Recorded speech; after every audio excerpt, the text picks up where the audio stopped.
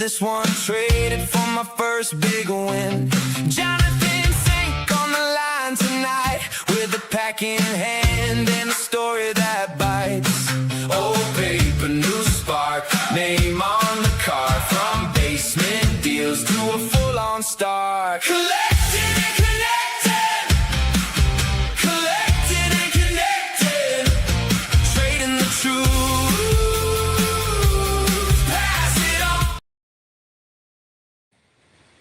Hey, what's up? Jonathan Fink, Sports Card Collectors Club, and this is the Card Life Chronicles. And today we're going to talk and rip some Pokemon, because the Pokemon gods are definitely real.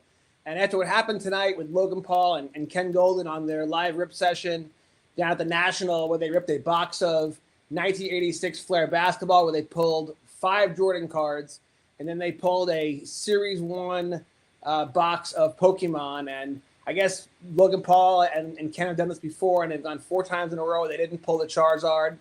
And the guy who bought the pack came up. He had texted Logan ahead of time and said, you know, this is going to be the best wrestler of all time, and we're going to pull the Charizard tonight. And then right when it was happening, he was like, I'm manifesting this. And then literally, like, he opened it, and then boom, he pulled the Charizard. The place goes berserk.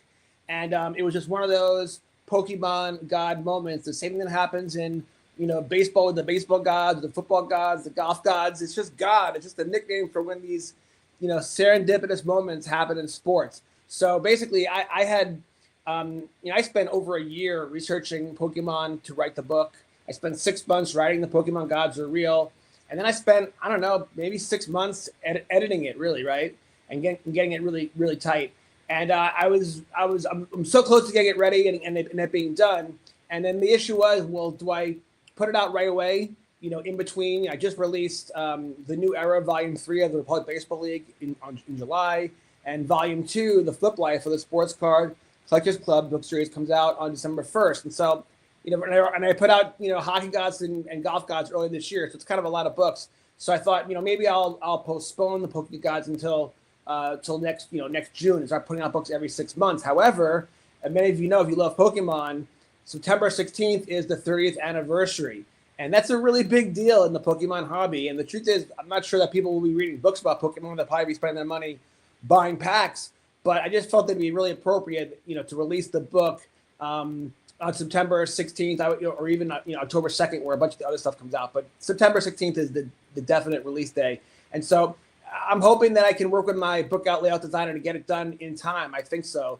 With the Sports Card God's help, I will be able to. But that's the goal: is to release the Pokemon book now, because it's ready and the time is right. I feel like tonight's epic pull with on the show with Ken Golden and Logan Paul was a sign of the Pokemon gods to get this book out.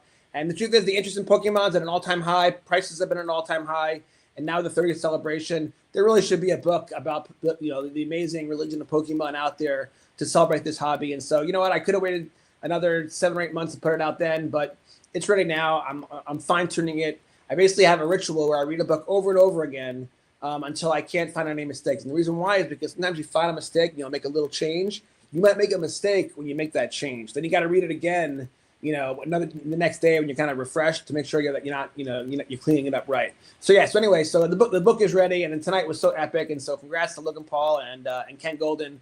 I got to get them both on my show one of these days, because they're both great champions for this hobby, and cheerleaders, and jesters and jokesters and great ambassadors for this hobby. I thought they did a great job tonight, and Pokemons are definitely real. So I thought, we haven't done a rip session of Pokemon in a bit, and I got a bunch of random Pokemon. So this won't be a specific theme like Ascended Heroes or Pitch Black. I got an assortment of different Pokemon. We're gonna rip it all if you're up for it. So shout out to the guys in the chat. Definitely leave me some comments or questions. I'm happy to answer any questions you got. Talk about the hobby, about sports cards, about the investment market, even politics, whatever you want to do. I'm happy to talk about it. But in the meantime, let's get after it. Let's rip some packs. Let's celebrate the Pokemon gods, and that I officially have announced and set the date, September 16th. So the goal is set. So now I got to get it done. And if I had some chance I got to postpone it, so be it. But I really think that I'll get the book out on time, and I think that I have a month and a half to get it done. So I gave myself about another week to edit it and get it tight and done. Get it off to the book layout designer, who then takes the chapters and the page numbers and puts it into a workable manuscript that can then be sent to the actual publishing company that actually will, create the book. After I create the book, I'll read it again, make sure there's no mistakes happening in that process. And then after that, I'll create the ebook. So there's a chance that the hardcover and the paperback will be ready by the 16th, and maybe the ebook will be out after that. But whatever, that's all. It's all good. Definitely, we'll have it out in time for everyone who wants to celebrate Pokemon and the 30th celebration. So anyway, let's get after it and rip some packs. So let's start out with some of these individual packs. I got a couple of Journey Together. Let's start with that one. It's been really wild watching the. There's been obviously a recent correction in Pokemon prices.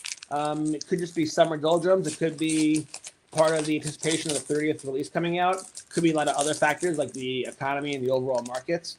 We'll have to wait and see how that shakes out. The three most recent releases, Chaos Rising and Pitch Black, they have not sold very well. In fact, a lot of those products are now moving towards MSRP prices, which is really shocking. Up until a month ago, people have been scalping and waiting in line for Pokemon, getting into fights over Pokemon. That's a cute card. But if the prices start to decline, I think the scalpers are going to go away because most of those people are only in it for the money. They're not true collectors. So a lot of collectors have been disappointed that they can't get not just product at MSRP, but they can't just get product at all because people just keep scooping it up. That should hopefully be alleviated soon because they're going to print the heck apparently out of the 30th celebration, and rightfully so. The bigger issue is the price. I understand that GameStop has already released their prices and they're jacking them up. They're not selling them at MSRP, which by the way is manufactured suggested retail price. So Pokemon sets a price. They tell Target, Walmart, and GameStop, hey, this is what you should charge. But they don't have to honor that. They can charge whatever they want. I've also noticed that Dick's Sporting Goods at their House of Sports has also started to move prices around at their discretion. And they have the right to do that. It's a free market. I believe in capitalism 100%. If people don't like the prices, they won't buy the product. Okay, but I love all kinds of Pokemon, and actually you can get some cheap Pokemon, believe it or not, with the international stuff. You think it'd be the opposite. You think you have to import it from Japan and China and South Korea. The packs would be more expensive, but they're actually getting less cards per pack, and so therefore they're cheaper. But I love the international stuff. I think it's cool that Pokemon is such a global phenomenon, and the characters, the art is the art. Now the prices definitely vary around the world. American English are more valuable in America and whatever, but sometimes you'll see the markets will change, and like sometimes the Chinese market will get hot, and it's just cool to watch the economics of Pokemon and how the collectors and investors kind of do a dance, an economic dance to find supply and demand equilibrium. Ooh, look at that. Beautiful card. Boom. That's another good one. Yeah, so if you don't know Pokemon well, you probably shouldn't start with Chinese or Japanese Pokemon because you won't know the characters at all. And I'm definitely not an expert. I've studied Pokemon a lot. I've learned a lot in the last couple of years, but I'm definitely not like I can't name all the 151 cards in the Pokédex. But I do appreciate all the aspects of the Pokemon hobby, and it definitely is a hobby religion in a good way. They've got saints and sinners and rituals and traditions. There's temples and cathedrals. There's pilfered temples.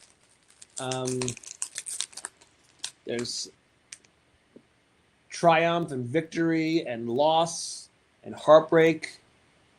And there's an afterlife. That's look at that beautiful design right there. That's sweet. Whoa, look at this Gengar. That is a mega hit. In fact, recently, as prices have been, look at that. Oh my gosh.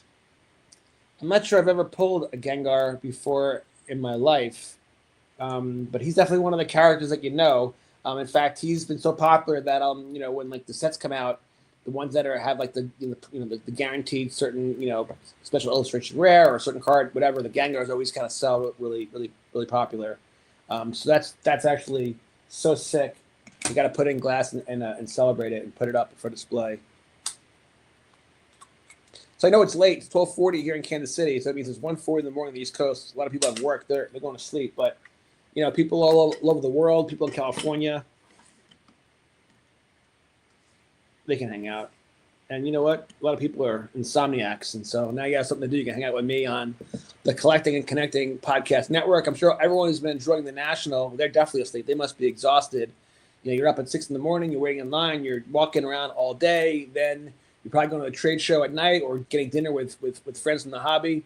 So yeah. And then look at this one too. Anyone know this guy's name? It's going to glass. That's just so cute. So yeah, so what am I doing after the Pokemon Gods is real? Well, I've already started wearing the attire. We got basketball coming up. The basketball gods are real. I got invited to the Summer League for the NBA Top Shot event. And thanks to Paulie from the Collecting and Connecting Podcast Network for inviting me. And I got to be on a panel live on the podcast network. And the next day I got interviewed again at the basketball event and got to go to watch a lot of the games. And it was just so awesome. And I already had written a first round draft for the basketball gods during the pandemic, but it's been years. And so I dusted it off. And now I've been collecting articles and stories for ever since. So I'm going to be able to quickly assimilate all that together and then create an updated draft. And then I'll spend, however long it takes, 3 months, 6 months to edit that. My goal would be to get it ready to be released by yeah, Paulie, what's up, dude? The Nationals immense. Yeah, dude, I can't wait to go next year. I'm in there for sure next year. And I understand if you find a card, Paulie, you got to buy it right then and there because you'll never see that table again, right, dude? Yeah, thanks. Can't wait for the new book. Which one, the Pokemon book or the Basketball Gods Are Real book? Yeah, Pokemon Gods Are Real is going to come out September 16th, the same day as the 30th anniversary. I thought that was good numerology. So this is just a quick summary. That's a good one too. Is that Eevee? Yeah, so people at the National, they might be in bed, they can't go to sleep, and ESPN's gotten boring, and so they can hang out with me, rip some cards. Yeah, so the Logan Paul event tonight with Ken Golden really was awesome. Not only did they rip a bunch of Pokemon that was epic, they ripped a high box of 1996 Flair, and I feature that set as a set building chapter in Volume 1 of the Sports Card Collectors Club. But then it comes back around again. Oh, Basketball Gods, yeah, awesome. It comes back around again because I actually even do a chapter about set building in Volume 3 to kind of come full circle. And I have been set building that set 1986 Flair, and I made a lot of progress. But then I went and I actually got 4 packs. Now I didn't spend. They were spending like $10,000, $11,000, $12,000 a pack tonight. I did not spend that much, although I did spend a shit ton. So hopefully those packs are not fraudulent and they're real. But I'm going to rip them in this program on the Card Life Chronicles and documenting all the rips for that book. And the Grail card. I mean, look, it's debatable. Which in my Volume 1, I mentioned how the Jordan card's the Grail card. It made sense for the book. The truth is, it might actually be the Hank Greenberg 1938. It's my favorite Grail card, but nonetheless, I still want to get the Jordan card in my PC, and it might be in my house right now. I don't know. I haven't opened those packs yet, but I will be definitely soon. So I'm just doing a little recap of this these first few cards. So thanks for everyone in the chat who's hanging out with us. So mostly the chat's been Paulie. But whoever else is here watching, I appreciate you guys. Thanks for joining me today.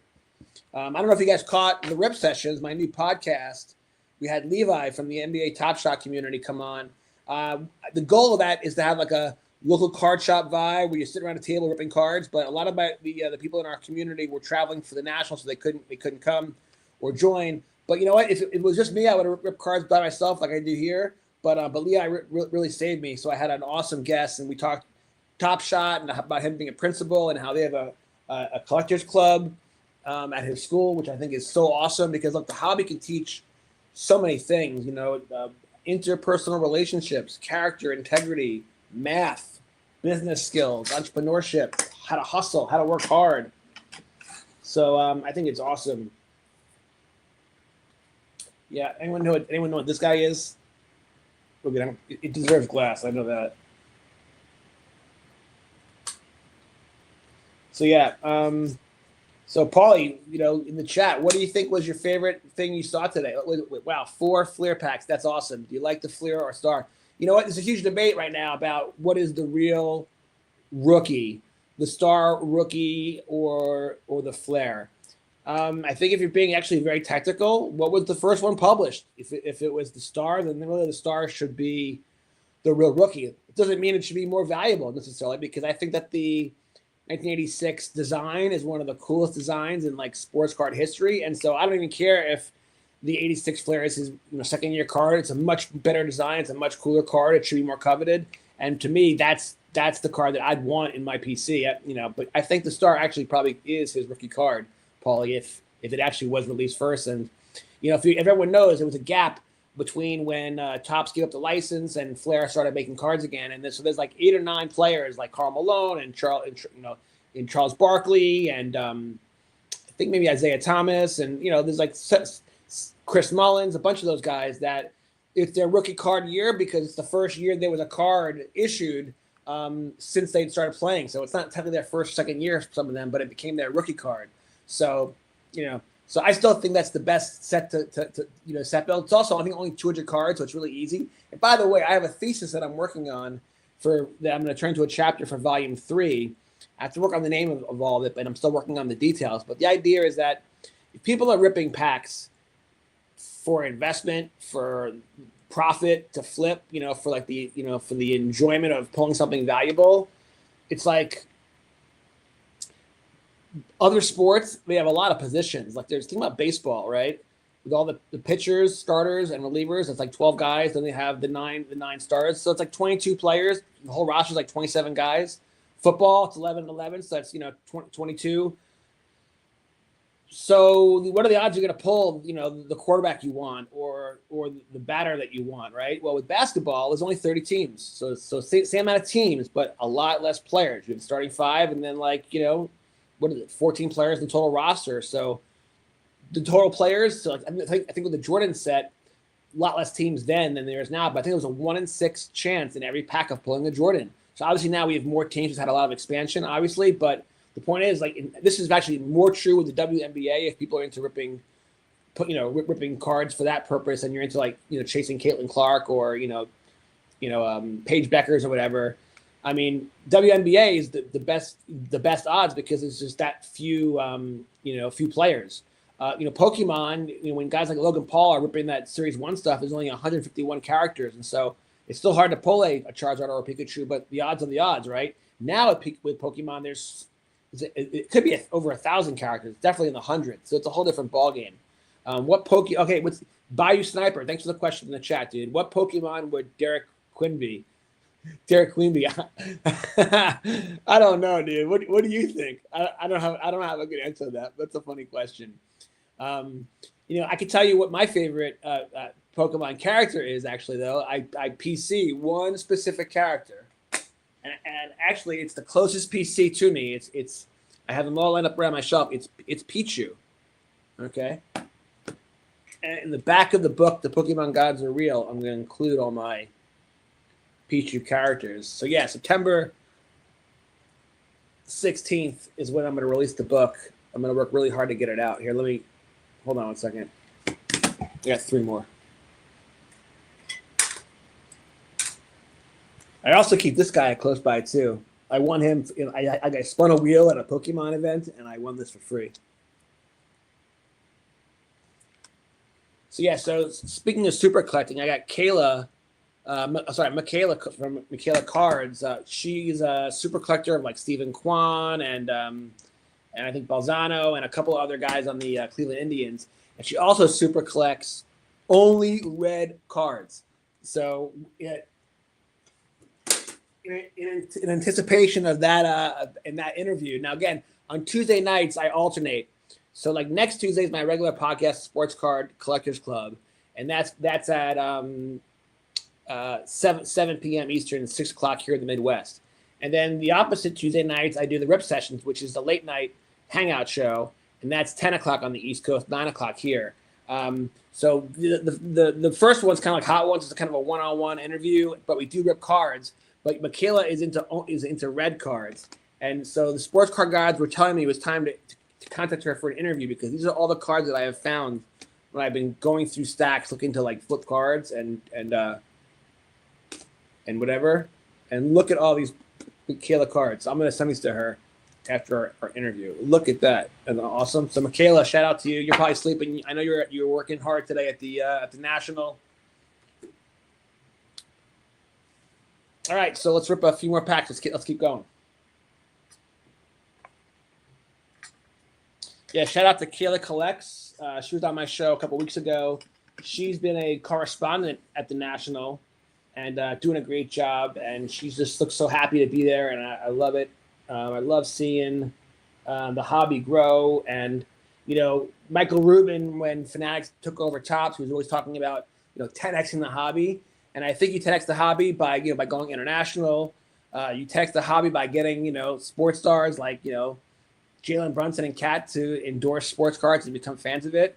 And then I think you expand the hobby 10 times by getting older people back into cards, getting younger people into cards, and getting girls and women into cards. And I think a lot of people like Kayla and Michaela will tell you that they're the vanguard. They're the first to really break out. There's a lot of girls that are in it with their dads, but there's probably a lot of girls who didn't have fathers who are into it and just didn't have a vehicle to get into cards, and so they just couldn't find their way. But now you look at the card shows, there's lots of girls, and Kayla and Michaela are responsible for hosting all girl trade nights, which is great because what a great way for girls to get comfortable with the hobby with like-minded individuals. So anyway, let's keep ripping. Okay, so Pitch Black was another new release that has not done well. People have slept out and lined up at Target and Walmart for these, but if you were doing that to flip, you didn't make any money. These things are trading for a little over MSRP right now, and that's a shock because people remember Ascended Heroes, and that was double. That was worth double. On day one, you could buy the box, the ETB for $60, and sell it for over $100, easily. On eBay the next day. Of course, packaging and shipping, and you got to factor all that stuff in. By the way, let's see. A Bayou Sniper in the chat. I'm really big into Yu-Gi-Oh! Qualified at the YCS Dallas in 2015. Dude, that is awesome. So yeah, the TCG thing is important and cool to me because beyond the commerce and the trading and the money is a game, that people love, and that's why these hobbies are awesome, and they'll rise and fall. The economies will rise and fall, but the players will never leave. They love it. And Pokemon at the end of the day is just a game. And I think more people should probably play the game. I feel like a lot of people today are just chasing the money, and they're chasing the rising prices. I'm not sure if they're in this for the right reasons, but believe me, if the prices start to correct, if you have a major sell-off in prices for whatever reason, you'll find out that, what does Warren Buffett say? That, when the tide pulls out, you find out who's not wearing a bathing suit, right? So the true collectors, they don't really care about the price. They're in this for the love of it. And just like me, I'm ripping this pack, and let's see what we get.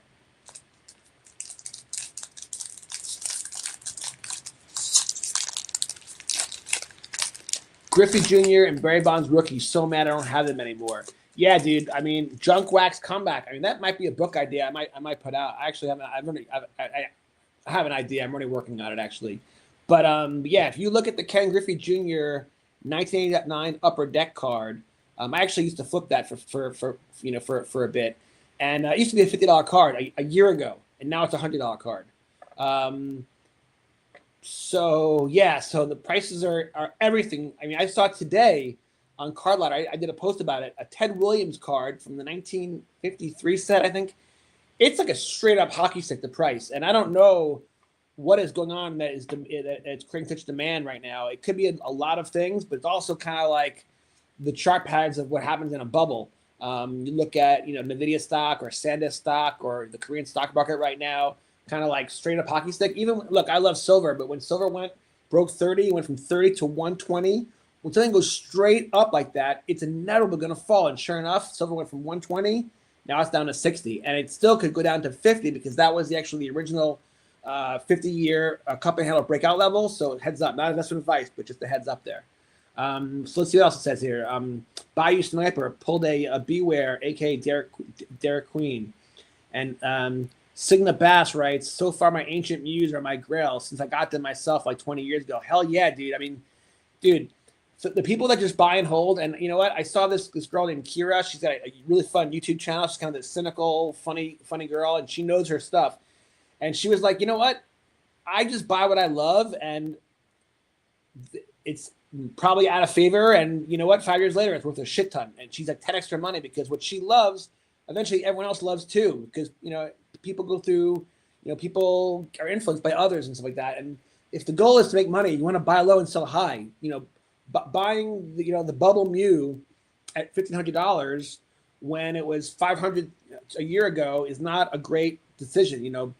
Buying high, hoping things go higher, that works for a very short period of time. You got to be very, very careful because everything goes through cycles, and so you have to study charts. And you ask your AI to analyze a chart, but the same way you can analyze a chart of oil or gold, you can study the chart of the 1989 Upper Deck Ken Griffey, and not that it's overvalued, because look, I think that there's a huge junk wax comeback coming, and I think that junk wax actually is very, very undervalued. But still, even if silver, I think, should be at $500 an ounce or $1,000 an ounce, when anything goes from 30 to 120, come on, dude, it's gonna have a sick pullback at some point. All right, back to the card. Let's get back to business here. We're here to celebrate Pokemon, and the Pokemon gods are real. Tonight, Logan Paul and Ken Golden went bananas. They opened up a box of 86 Flare NBA, and they opened up a Series 1 box of Pokemon, and they hit the Charizard, which is what they were trying to do. And the guy who won it hit it, manifested it. He called it. The whole thing was epic. And I said, that's it. I know I got to release this book. So I decided, even though it's not officially ready yet, my goal is to get this book ready and get the final draft to my book layout designer, so I can get this book on the shelf by September 16th, which is the official release day of the 30th anniversary of Pokemon. And in the religion of Pokemon, anniversaries are a big deal. So I want to be part of that. And I love numerology, and I love the energy of releasing my book on the same day. And so that's the goal, is to get that out there. This is look at that cool design. Yeah, I'm fascinated with the Pokemon, how the cards evolve. Every generation, the cards get more interesting. They get better. They get more sophisticated. All right, another pack of Pitch Black. So yeah, I think the pitch black cards look really good. Now look, a lot of the reasons why the prices might be going down right now is because simply, including all the other factors, is that the 30th anniversary set has leaked some cards. And some of those cards that have been leaked are going to be mega chase cards. Beyond that, I actually put out a Card Life Chronicles hobby update about Pokemon, because there is a rumor. Now, this is total rumor. I don't mean to speculate and spread rumors, but it's very possible that they're going to release parallels, colored parallels of maybe the core 4 Pokemon characters. And if they release parallels, that's going to send the hobby into an absolute tizzy. In my opinion, is once you start introducing parallels, you might as well start doing numbered cards, right? And could you imagine having a purple Charizard out of 99? I always thought that if Pokemon ever went through a mega recession and times were tough, other TCG games started taking up too much market share, and they had to do something stunning to shock the market back into loving them, they would play that card. It turns out they might play it sooner. If they do, I think that would be mind-numbing. I mean, the hobby would just go berserk. And they don't need to, honestly. Everyone loves the cards just the way they are. But I think that would make sense if they did that, and I think they should do it. I think that would make the hobby even better. We saw how at the junk wax era, the card manufacturers found a way to kind of force scarcity. They kind of create scarcity. And, the parallels are getting out of control, New Topps Chrome Baseball. I mean, how many parallels are there of Connor Griffin? It's insane. But the truth is, people love the parallels, and they love the numbered cards. And I think you give the people what they want. It's a business, right? You're here to entertain people.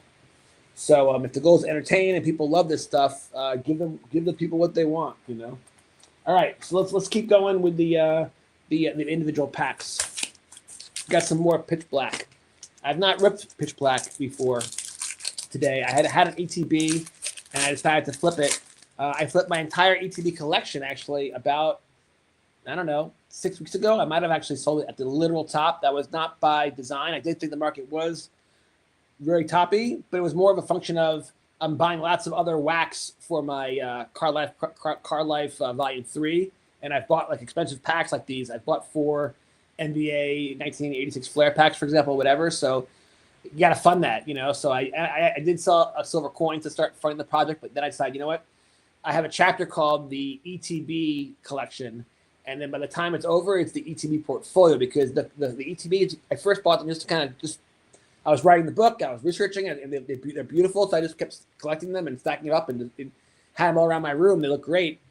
And then I was able to buy them at MSRP because I work from home. I'm a financial advisor, it's my day job, and when I know that Target on Ward Park is doing a drop on Friday at 10 a.m., I can just drive by. It's no big deal.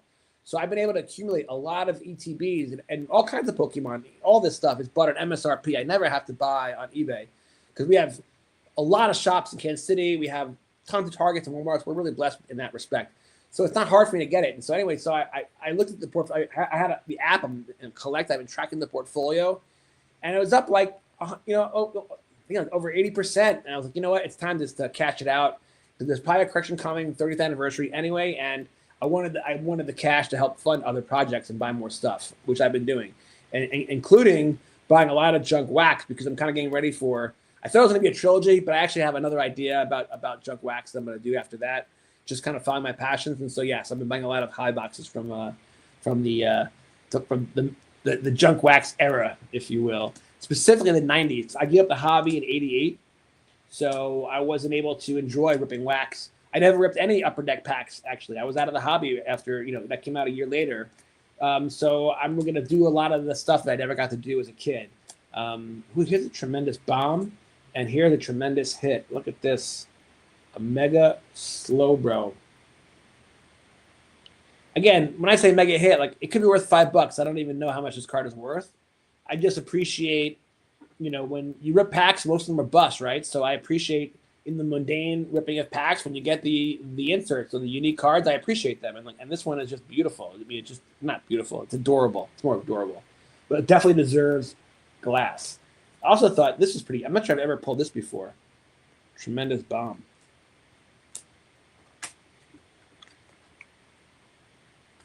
Yeah, so 32 people in the chat. I really appreciate it. Thanks for joining me tonight. Celebrating the Pokemon Gods Are Real. I've officially decided to release the book in September. So now I got to work really hard to get it ready. Wow, it just jumped up from 30 to 50 people in the chat. So thank you so much. So yeah, so I'm just celebrating the Pokemon Gods Are Real, paying the Pokemons their respect. They were definitely real tonight for Ken Golden and Logan Paul. They had their big pack ripping event where they ripped 86 Flare, a box of that, and a Series 1 box of Pokemon, and they had some epic hits, and the place went berserk. It was like literally like the Pokemon gods were literally there to make sure that it was a successful event, and it definitely was. I also want to give some props to Logan Paul. I know he's a total jester maxer, and he's controversial and different things. Don't forget, he's an entertainer. He's a WWE wrestler. He's playing a character, okay? But he became really good friends with someone who I'm going to feature in my Music God series, Oliver Tree. Now, Oliver Tree has been popular for years. I had no idea who he was until about 3 or 4 months ago. I discovered him on TikTok. So much so that I loved it. I discovered his music, and I'm like, I tell my kids, they were like, dude, my son was like, Dad, he's been around forever. He's been on he's like millions of fans. He's played Red Rocks. I had no idea. Unfortunately, at 32 years old, almost turned 33, Oliver, he had a world tour planned, and I think on the 3rd or 4th night in Brazil, he died in a tragic helicopter crash. Just terrible. And by the way, be careful with your words. He wrote a lot of songs about death and dying and falling to his death. And if you follow my books, your words manifest. Excuse me. When people pray, your thoughts, your words, they're meaningful, right? So if the same way that the guy tonight on the he manifested the Charizard because he was thinking positively about it. Well, if you're thinking about things negatively, like your own death, it become, psychosomatic, it kind of can manifest in your life. So it's just very tragic. I pray for his soul and his family and friends, because he was a real talented guy. He was a very, very funny. He's kind of the Charlie Chaplin of our time, and he was really a jester. In fact, when I wear my jerseys and stuff like that, I kind of feel like I the same way he kind of hams it up. It wasn't until I started hamming it up I started selling records. Well, kind of with me, I feel like until I started going on YouTube, that's when my book started to really sell. So I kind of feel like it's kind of jester maxing in a way. Well, anyway. He did a charity auction tonight, and the money raised is going to go to a charity that Oliver had set up before he passed away, in the event that he ever did pass away, which of course then again he manifested. And so they raised a lot of money tonight, and they donate to Oliver Tree's charity. And so I thought that was really cool that Logan Paul paid respect to Oliver Tree and gave him a moment. And I kind of feel like when souls pass on, they're still with us. They're watching somehow what's going on in this realm. And I know that Oliver Tree is smiling tonight. And he actually, if you watch his videos, he's actually referenced the music gods in the past. So I really appreciate that as well. Of course, when I say music gods, Pokemon gods, please know it's just a nickname for God, for Jesus, for Hashem, for Allah, for the one creator. That's all just the same nickname for the Holy Spirit, for that intelligent energy that permeates all things, right? So that's what I try to write books about is, how does a miracle happen? How do these synchronicities happen when you think they're just coincidences, but you know that they're not? That they're, just for example, I don't have the card right here, but if Paulie's still watching, I brought Paulie a gift at the Summer League because the Knicks just won the championship. He's a Knicks fan, and so I gave him this Jalen Brunson All-Star NBA Hoops card, and then he comes on my show, and he's a guest, and I open up my first NBA pack, and the first card I pull is the same exact card. Hold on. It's actually, it's so special to me because it's like a spiritual pull. I saved it. Hold on real quick. Watch this.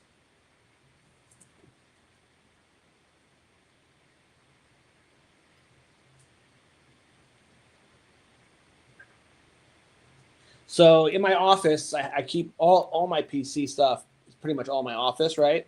But I have a certain shelf where all the shelves are dedicated to rips, to like big pulls that I've, like stuff that I've decided to keep. And sometimes remember, like when you pull something, one man gathers, another man spills. It doesn't all have to, for me, I'm a collector. It doesn't have to be valuable for me to get excited. I get excited the most when I pull the players that I've met or that I know or that I root for, whatever. So I grew up in New York. I'm a Knicks fan. And so I was rooting for the Knicks all the way. And, so again, when I gave this gift, it was not a valuable gift. It's just more of a spiritual, meaningful gift, just like from bro to bro, right? And then, boom, I pulled the card, the first card. Actually, as I was opening the pack, I could see this card shining, looking at me. And I'm like, man, sports card gods are real, right? Well, in this case, it's the basketball gods. And that was another inspiration to start, getting that book, ready to go. And my goal is to get the basketball gods are real ready for Summer League next year. Because it took me, I probably wrote that book in 6 months, but I've spent the last several years accumulating articles and stories that are appropriate for that book. So I'm going to have to find a way now to get all that material into the book. In fact, Danhausen, I might make my intro. If you guys are familiar with Danhausen, the WWE wrestler, speaking of Logan Paul, it was Danhausen who uncursed the New York Knicks, and then he cursed the Cleveland Cavaliers. And then the Knicks won 14 games in a row all the way to the NBA championship. So was it a coincidence? Were they really uncursed? Is it just positive vibes? I think it's all the above, right? I mean, the truth is the Knicks had amazing team chemistry. Two players played together at Villanova. The best player's father is an assistant coach. There's a lot going on there. By the way, speaking of spirituality, Carl Anthony Townsend, his mother had recently passed away. And after two of the games when he was being interviewed right there on the court, celebrating their comeback victories, he credited his passed-on mother like she was one of the basketball gods, helping them will them to victory. So again, I really believe in this stuff, but how many times you have to see it for you to believe it that it might be true too, right? And if it is true, well, then what else is true, right? It just makes you want to think about, the reality that's beyond, our five senses, because I was an atheist most of my life, guys. So it wasn't until I got into yoga and started getting into meditation and then prayer and then experimenting with prayer, which I document in my first Baseball Gods of Real book series. And then, of course, through my whole entire Music Gods of Real series, because how can I get an interview with Joe Bonzo from the Oak Ridge Boys and pray for it, and then it happens, and it's like, is that a coincidence, or did I manifest it? Just with my thoughts. I don't have the answers, but I document this stuff and I share the stories because it's wild stuff. And again, if however it's happening, if it is happening for people, then it can happen for anybody, and they just have to get into alignment with their spiritual self and do the work, right? But more about that for another day, right? Oh, that's a cool looking card, Slope. I actually think the pitch black cards look fantastic. I don't understand why. Well, look at this one. I don't understand why the prices are cooling, except for the fact that all the other markets are rolling over and the 3rd anniversary. My sense is that this set should be continuing to do well and appreciating in value. And you know what? I actually, Doom, how about this? I have a chapter called The Lost Sets in the Pokemon Gods Are Real, because nothing ever gets lost physically. All the sets are around. But for example, this one right here, Black Bolt. Black Bolt has never been a popular set. Like everyone wants Prismatic. Everyone wants Destined Rivals. They want Ascended Heroes. No one wants Black Bolt. When Black Bolt came out, it might have been popular for a minute, and then the prices faded. But you know what? Everything goes through cycles, and right now, Black Bolt's had a huge rally. Even though most of the Pokemon prices have collapsed, Black Bolt's gone up because it's a lost set. What happens is people forget. They get other things that get them excited, and they move on to other things to chase. And so certain product releases, for whatever reason, kind of get lost. Not physically lost, but lost in sentiment. So with that being said, let's rip some Black Bolt. A lost set. Yeah, I actually had thought about. I wrote an outline for the book, The Sports Card Gods Are Real. But the truth is, in my Sports Card Collectors Club series, I reference the sports card gods all the time. So it kind of felt redundant. But with the Pokemon Gods Are Real book, that really is a book about the card gods in general, not just Pokemon gods. The same phenomenon that happens in sports cards. Last pack magic, last box on the last pack on the hanger, last box on the shelf. All these rituals and superstitions, they all translate, right? Even tonight during the live Golden auction with Logan Paul and Ken Golden, they had individual people come up and they all do little rituals before their stuff. Some guys do this, they all, because everyone's superstitious, and superstitious does not mean it's coming from ignorance. There's very, very wealthy hedge fund managers, and private equity guys that are superstitious because it's more about energy, and conjuring luck, conjuring the unexplained, that could happen, through divine intervention. Who knows? Whatever else. All right, so real quick shout out to the Paulie, 5 Jordans in a box. That was sick. And then they also pulled the Charizard, which was his huge chase card, and was in a mint condition too. So that was just it was great. It was great entertainment. It's wild how the hobby has become so entertaining, and there's I'm a content creator. Paulie's created a whole content network. I think Collecting and Connecting is the next Barstool, by the way. So you heard it here first.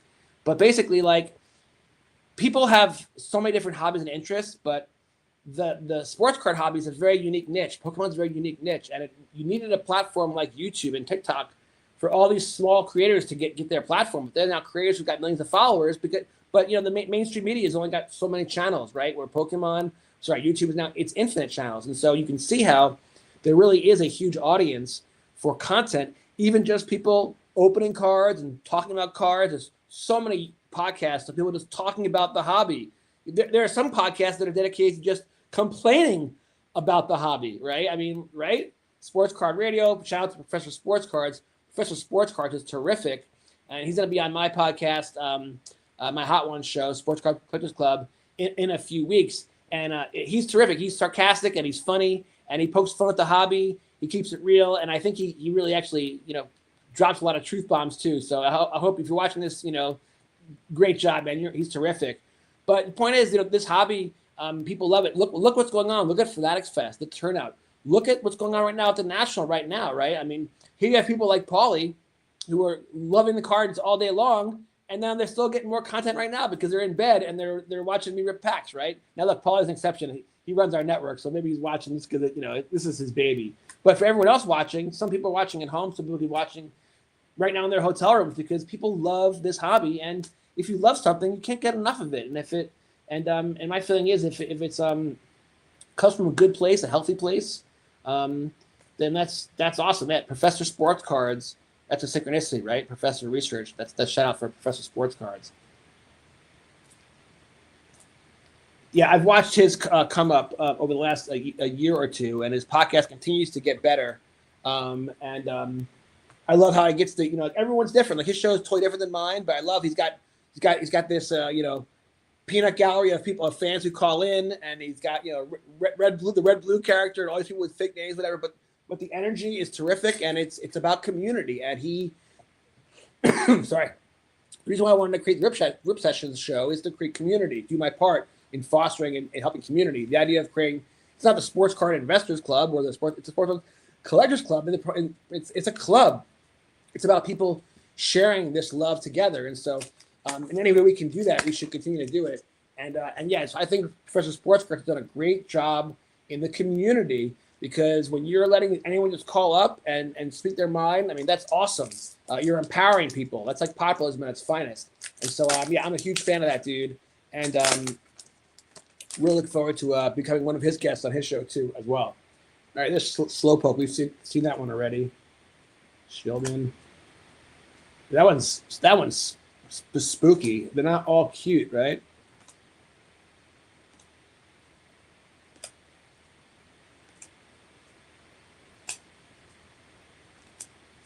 I mean, this guy is actually flat out terrifying.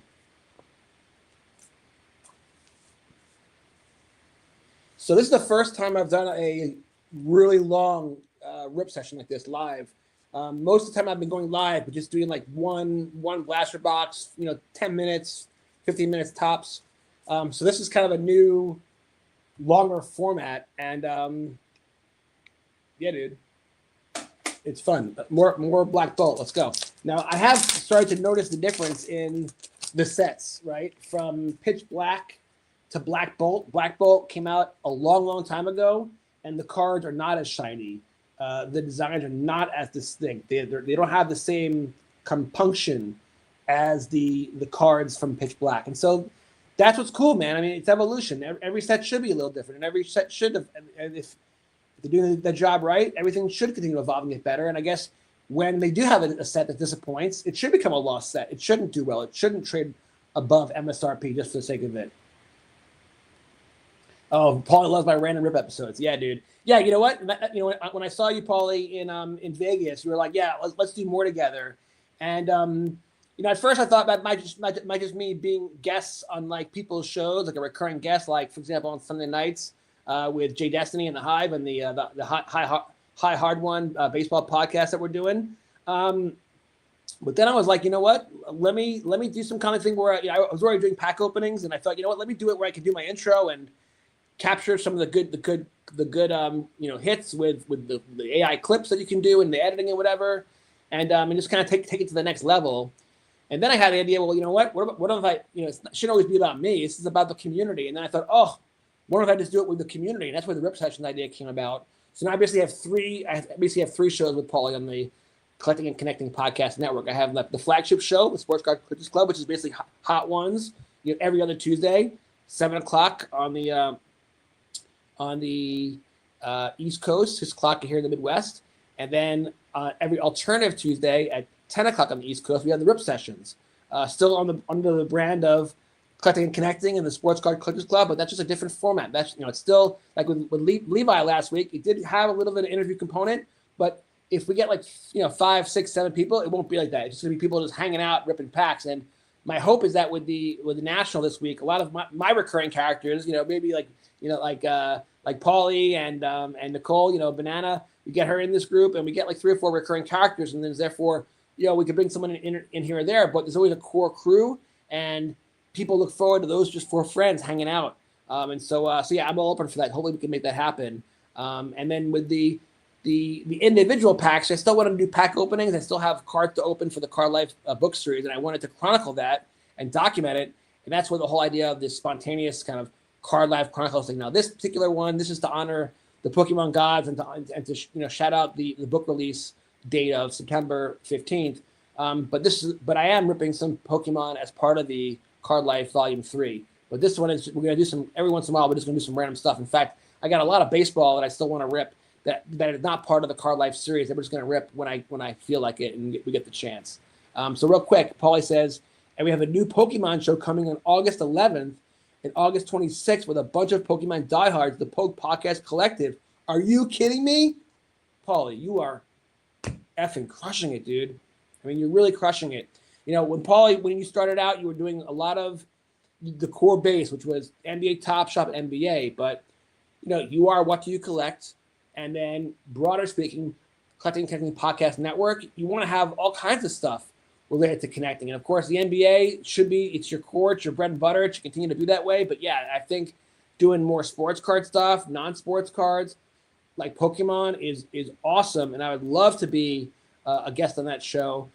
So much fun, and, you know, and I've really, definitely not an expert, but I definitely have learned a lot about this hobby in Pokemon, and I love it. And I'll continue to, even when this book is come and gone, I'll continue to, you know, rip wax of Pokemon and stay an active participant. You really can't avoid it, because when you go to a local card show, I mean, look, 5 years ago it was probably 10% Pokemon, 90% sports cards. Now it's flipped. Now it's sometimes some of the smaller shows, it could be 90% Pokemon, and you talk to the people and you can't help but fall in love with the community and the economy and all that comes with it. So yeah, so totally love Pokemon. And you know what? I hope that I'm rooting for Gary V, man. I hope that V-Friends become so popular that there's a demand for the V-Friend gods are real.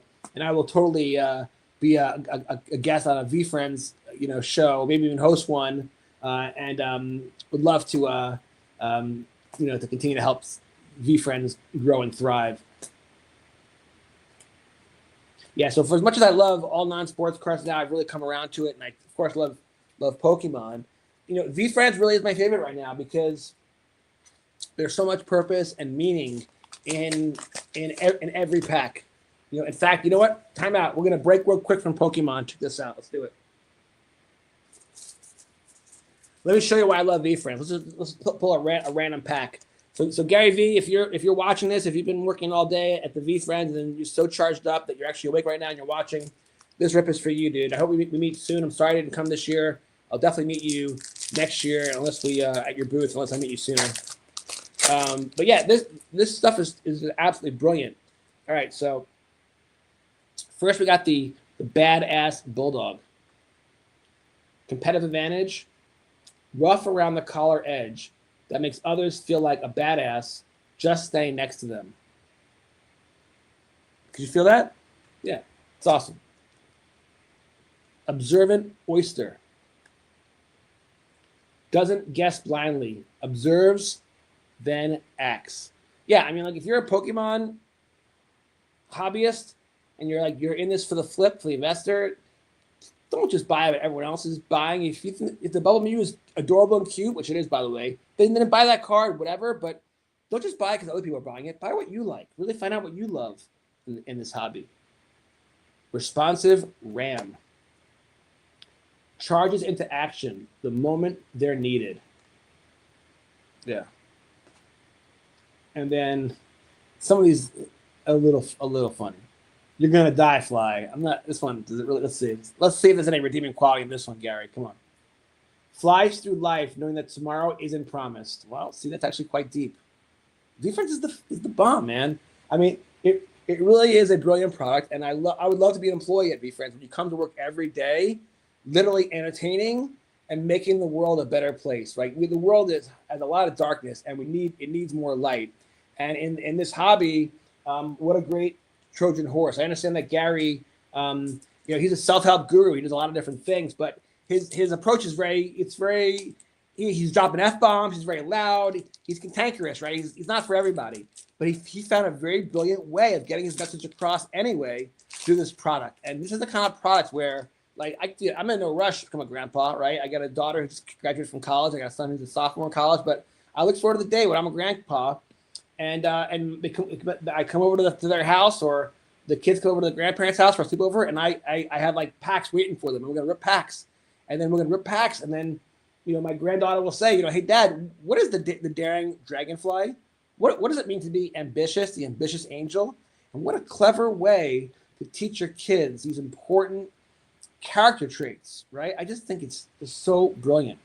Now with Pokemon, I don't know, I have not watched all the movies, and I don't know the whole lore. I've not played the video games and the cartoon stuff, so maybe there are a lot of characters. Maybe Charizard is a really awesome superhero and has all these redeemable qualities. I don't really know about that stuff. If they do have these qualities, it doesn't come across very easily just from the cards. Where the V-Funk cards, it's blatantly obvious what their message is and their purpose. By the way, that V-Funk was a bust pack, but that's okay because even the base cards have such wisdom that it's just brilliant. I just love it. All right, back to Pokemon.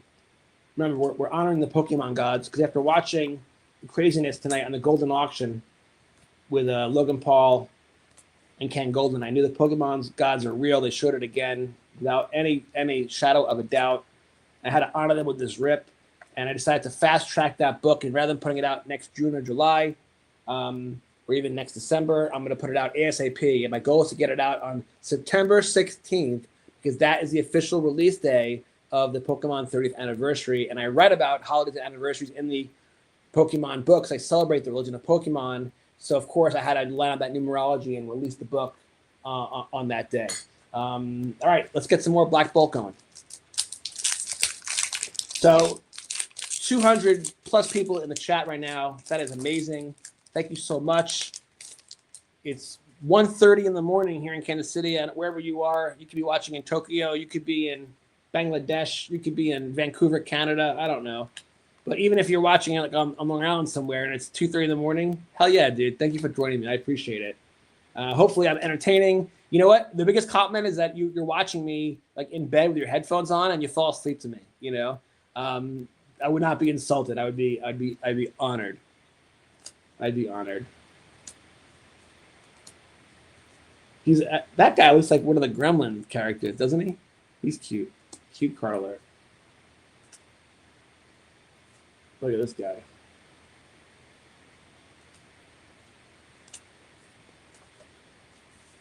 Yeah, so I think Black Bolt so far is kind of one of the more blander sets. I kind of see how it became a lost set. Not a lot of shine so far. Maybe I'm biased. I haven't had any major hits. I haven't had any special illustration rares or any really cool holos. I love the cute guys. Look at this guy. He's so cute.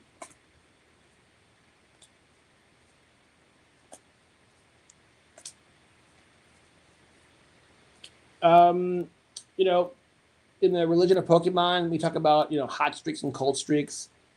At the end of the day, there's pure mathematics. There's odds and all this stuff. They've printed a certain amount every, there's only so many charges that are created, right? Oh, look at this one. Just when the Pokemon gods are always listening, they did not like that I kind of talked a little down about Black Bolt, and they have proven me wrong. This guy happens to be really cute also, but I can't put everything into glass, right? It's got to be extra special, and this one, that one delivered. You know what? I use Safari browser. I probably should. Paulie told me this. I probably should use the Google browser because I can set up a second screen, and I probably should be pulling up, eBay prices right now. So maybe I'll do that next time, Paulie, because this is a perfect example. I am curious how much. This could be a $5 card. I have no idea. I just appreciate how hard it is to pull this kind of rare stuff, and I just love the design. I love the full art. But I would be curious to know how much this is going for. What's your best guess, guys, in the chat? What do you think this card costs? What do you guys think? All right, if you don't vote, I'm just going to tell you what I think it's cost. I think it's a $50 card, maybe a $100 card. If it's $5, I'd be disappointed. It's just beautiful.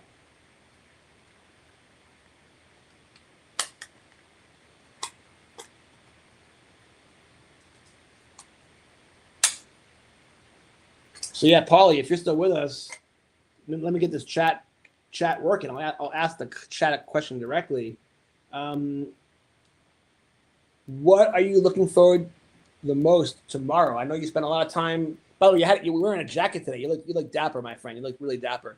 But you spent a lot of time interviewing people. You gotta make sure you spend time to be a hobbyist and get to some tables and stuff like that.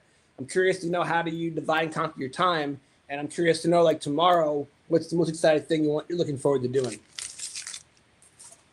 Yeah, I think the national is probably very overwhelming, and you got to go for a number of days because you just can't do it all in one day.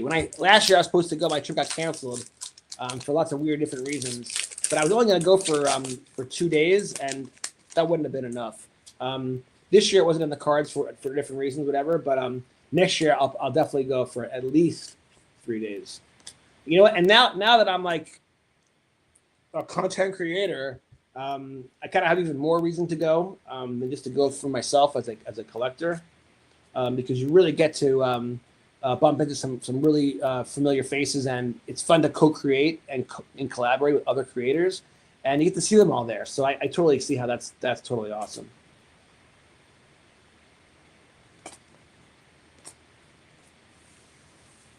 So yeah, so I'll be going next year. I'm very excited about that.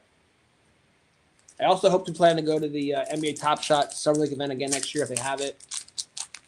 If I'm welcome, the community is really incredible, and I think it'll be pretty epic if I can get my Basketball Gods Are Real book released just in time to frankly have copies that I can be signing and handing out to people all that weekend. That'll be so much fun. I actually really enjoy, when I give out books, it costs me money. Don't get me wrong, it's not free. It is a marketing expense from that perspective, but it's more like planting spiritual seeds. I like to give a book away and see the person's smile on their face if they really appreciate the gift. And then you wonder, like, where's that book going to go? Who's going to read it? Will it sit on a shelf for 5 years until a grandkid comes over for Thanksgiving and finds that book? Or will that person love it so much he'll read it and then, give it to his wife to read or share it with a book club? You just don't know, like, where your books will go. But I definitely know that they travel around, and so it's just fun, when I travel. I did this a lot when I traveled the country with my son. We played travel baseball. We traveled so many places. And that was back when I was, in RBL Volume 1 and the Baseball Gods were Real Volume 3. And I would, every time we would meet a waiter, look at this guy.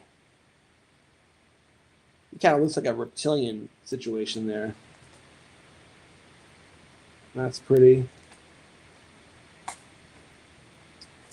So yeah, this is an interesting phenomenon. I noticed this when we do the Rip Sessions show and when I do my Hot Ones, flagship sports card show, that I guess people will discover your live stream when they discover it. So it might be midstream when they join it. Not everyone's going to join the moment you click go live. You kind of would like it to be that way, but what I have noticed is, like, with the Rip Sessions, we got right up to 1,000. I remember when we went from 30 to 100 views, and I was, hey, that's awesome. We have 100 viewers, but after an hour, we were at 1,000, and I thought to myself, you know what? It should be an hour show. We should call it a day. But Paulie had once mentioned to me, if your show is hot and it's vibing, just keep going. If you got people watching, keep going. And so I didn't do that. Maybe hopefully we'll do that next time. I'll do that. But in this case, when I first started, there was just a few people on there, and my sense is it doesn't really matter. I'm doing this anyway, so I might as well just rip and record it. But yeah, I've watched more and more people continue to join the stream as we go. So now we're at 250. So thank you so much, everyone, for joining. I appreciate it. If you've got any comments or questions, leave them in the comments below. I'd love to know your comments. What do you guys think of Topps Chrome NBA being released unsealed? Thoughts?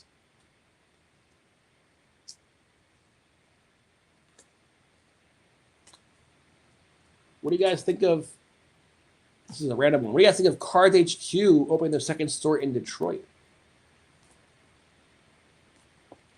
What do you guys think of Tom Brady opening a card vault one every month? That is impressive. I've actually been to the one in Kansas City.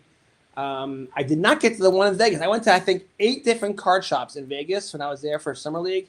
And The one I did not get to was Tom Brady's because I saw a TikTok about it and it looked identical to the one in Kansas City. And frankly, I'm happy he's in the business. I think it's great for the hobby. It's a cute little shop. It's not very, very big. And they don't have a lot of the unique stuff that I like. I like weird stuff like junk wax and whatever. So I knew that was the last. I'd say that shop for last, and I just never got over there. But shout out to Las Vegas. I mean, they have a really awesome sports card scene. I had a lot of fun going to all those shops and meeting all the owners. So this one I bought at Target. It comes with a guaranteed insert slowpoke, and then there's one pack, and then it gives you a little coin. So we'll open this thing up. So yeah, so I guess the thing about these live streams is that now I've been live for an hour, and we have the most viewers we've ever had. And it's sort of like if I just say, if I just keep going, will you keep going? You gonna stay with me, guys? And more people are gonna show up. And if you do, I appreciate you guys. I have the energy. So if you guys are in for it, actually, I might run out of Pokemon packs soon, but we can rip other stuff. Don't worry. But the goal was to celebrate Pokemon, to honor the Pokemon gods, to let you guys know that I'm going to release the Pokemon Gods Are Real on September 15th, which is the same day as the 30th anniversary of Pokemon. And in the religion of Pokemon, which is what the book is about, anniversaries and holidays are a big deal. Whether it's the annual World Championships or the annual Pokemon Go event, this year was in Chicago, interestingly enough. These are all moments for the hobby to celebrate. And of course, the best way to celebrate is to rip packs. Yeah, I thought Logan Paul tonight did a good job with Ken Golden. I don't think getting Logan Paul would be very realistic for my show, but I would love to get Ken Golden. I think that would be realistic. I'm really impressed with his entrepreneurship. I love his enthusiasm. And he's probably a few years older than me, but I like how he's one of the older guys who's still a thought leader in the hobby. I think that's terrific. Ooh, look at that one. Yeah, let's give that one some glass.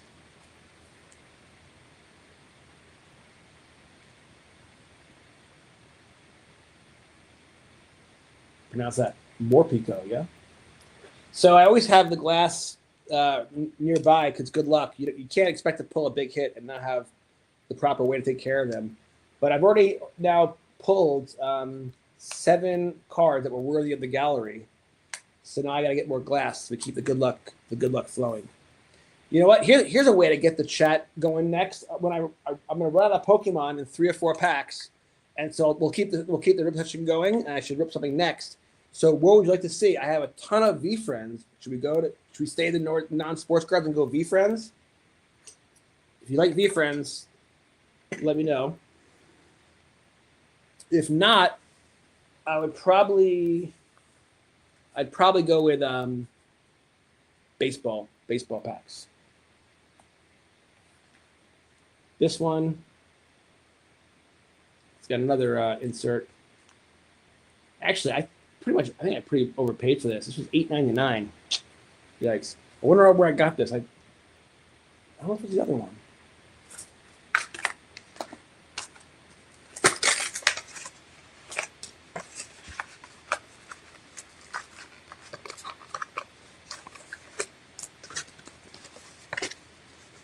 Not sure. Oh well. All right, quick drink. So it's kind of interesting. When my son was coming up in his baseball years, that was when I started writing my first books, like Baseball Gods Volume 1 and 2.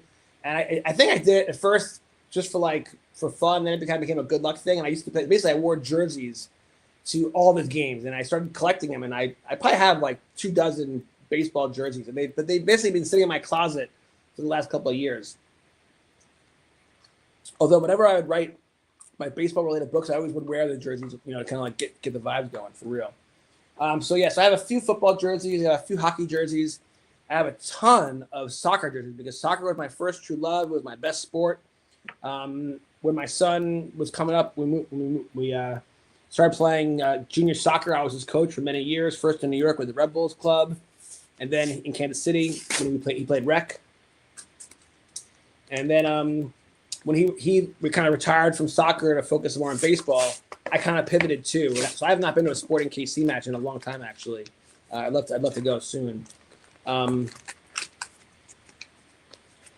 anyway, yeah. So I have a ton of hockey jerseys, but I'm getting ready to really start working on the basketball gods are real, like big time. Yeah, I gotta get a scissor for this. Hold on. Oh, what's this here?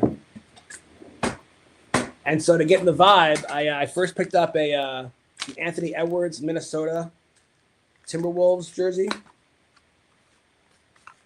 And then I went online and I got a Kansas City Kings Nate Archibald old school jersey. Now that's really extra fun, not only because it's the Kansas City Kings, but I'm actually doing a series on Xbox related to doing a franchise called it's a dynasty called the Lost Franchises about the Kansas City Kings and the 6 franchises that are no longer around. And I'm starting in the 1983 Larry Bird, Magic Johnson era, and I'm playing with the Kings, so that's extra fun. But I'm really doing it because I need to have jerseys for when I write this book, The Basketball Gods Are Real. And so I bought this T-shirt today, actually, and I also bought a KU jersey today. And on eBay, I'm tracking a Patrick Ewing jersey and a Jalen Brunson jersey because I got to get some Knicks jerseys. So this was the card that came with it. It's actually super cute. Mako Huda. Sounds like he's Hawaiian. Okay, this is actually a perfect order. So that's another one. So we have Pitch Black, Chaos Rising, Perfect Order. That's 3 sets that have basically been a bust since Ascended Heroes came out. Now remember, Ascended Heroes, the product was worth double on eBay the day of the release. And people were literally getting in a fight to Target. One guy slept out in a Best Buy and had to be escorted out by a SWAT team. That was literally like peak Pokemon frenzy, peak Pokemon craziness. And by the way, the prices of Pokemon have also at an all-time high at that exact moment. And maybe it's a coincidence, maybe not, but the last 3 sets, Pitch Black, Chaos Rising, and Perfect Order, they have not done well. People have tried to scalp them, but they've not made any money. They're basically making nothing after shipping and taxes and all that stuff and eBay fees. That's a good thing, I think, because we don't want scalpers ruining the hobby. We want kids to get their hands on packs. That's the whole point. But because Pokemon is so awesome and people made so much money, it's capitalism. People are going to find an arbitrage. And if there's a way to make money from it, they're going to do it. All right, now we're over 300 people watching. That is just epic. Thank you guys so much for joining. So Pokemon is an absolute phenomenon, and it will continue to grow, but it will go through ebbs and flows. And it would not shock me. Oh my God, we have another beautiful card coming up. It wouldn't shock me if the prices continue to decline in the short term for all the existing sets leading into the 30th anniversary, right? And then the 30th anniversary, prices might be high in the very, very beginning, okay? So be careful. But then they're going to print that stuff to oblivion. In fact, I'm pretty sure they've been sandbagging and printing stuff and not releasing it because they want to have so much to release worldwide. And then after they flood the market, the prices of 30th anniversary is going to drop. So be careful. My advice is don't be chasing that stuff on eBay and overpaying it, or going to GameStop and paying $600 a box when you're paying like $30 a pack. It's ridiculous. Don't do it, please. It should be like $5 a pack. So just be patient and wait, because they're going to print this a lot, and the prices will come down. That will eventually be 4 sets in a row that have been released that are basically going to trade at MSRP. So I think once the 30th anniversary has played itself out over the next 6-12 months, and that all that stuff gets released, then people have been they'll be fulfilled with their desire to rip 30th anniversary, and then they want to rip the old stuff, and that will now be in short supply, right? And then prices will surge again. So my prediction is, if I'm, again, not advice, but from a betting man, I would say that prices are going to continue to decline hard soon for the next, into the release. And they might stabilize and then go down again. And then once the print run is finished for the 30th anniversary, that will be the bottom of the market for Prismatic Evolution and for, Ascended Heroes and Destined Rivals and all the sets that, had been and 151, all the big fly high sets that have been big money makers now, what goes up the fastest, when the tide rises, all the boats will rise. When the tide comes out, all the boats are going to sink. So the ones that went up the most are going to come down the fastest. And it's already happening. Look at the individual prices of some of the highest priced PSA 10 cards in Pokemon world. They're down 50% in like 2 months. And if that's already happened, Fibonacci patterns exist for everything in the universe, not just tech stocks, and the bond market exists for the ocean waves and for Pokemon markets too. So just heads up. All right, anyway, I mean, this is a really cool looking card, but this is the one that was the winner. Look at this dude. Spoopa. He is so cute.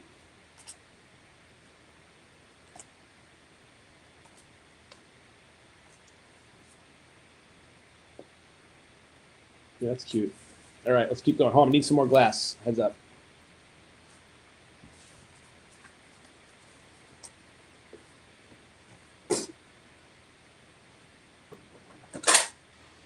Yeah, it's wild. The longer the stream goes, the more people keep watching. 333 now. Thank you guys so much for joining me. I appreciate it. I should do this more often, I guess, right?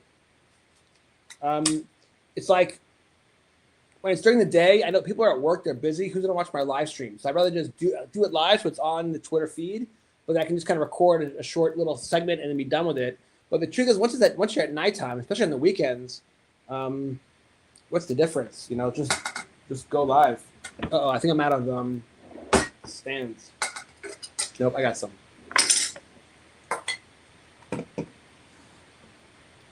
So what's your favorite hit so far? Is it this guy? Or this guy?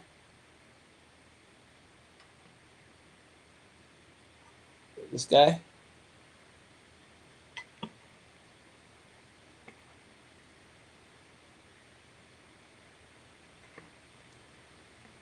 So they pulled that Charizard tonight. I've pulled one Charizard in my life. I've pulled one Pikachu in my life. That's it. I've pulled a lot of Pichus. Okay, last box to rip. Now, this is an interesting thing, okay?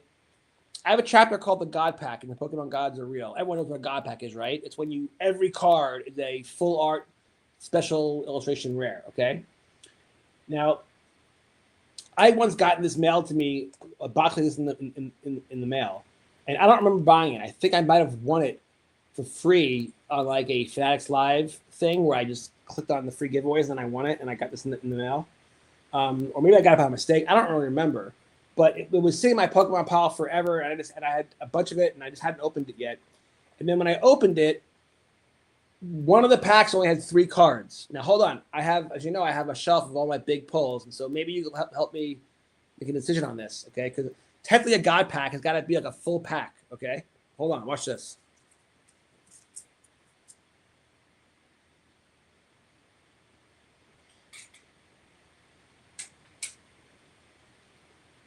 So does this come to a God Pack? I got 3 cards, and these are the 3.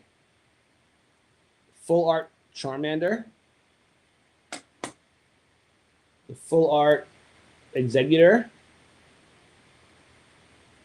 and a full art Bulbasaur, who I believe is the first Pokemon in the Pokédex, by the way. So it was 3 for 3. Is that considered a God Pack? But it wasn't like 7 cards or 5 cards. It was just 3 cards. Or would that be considered like a mini God Pack? I guess it's like a mini God Pack, right? So anyway, we'll find out. When we open this right now, if one of those packs has 3 full arts, then maybe they all do it. It's something special. It's the series 2. This has got a Chaos Rising, a Perfect Order, which are probably not special packs. And then this series 2, I think, could be a banger. And again, if it's just 3 cards and they're all, yep, it is 3 cards. So we'll find out if they're all art, right? So let's find out. Here we go. What do you guys think? Will it be 3 full arts? I hope it's not. because that will mean that I did pull a God pack. If there are 3 full arts, then maybe they're all like that. I just didn't know any better because I'm a naive Pokemon novice.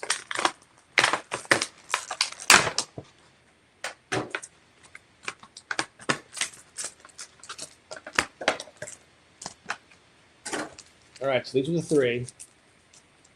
Should we save this one for last?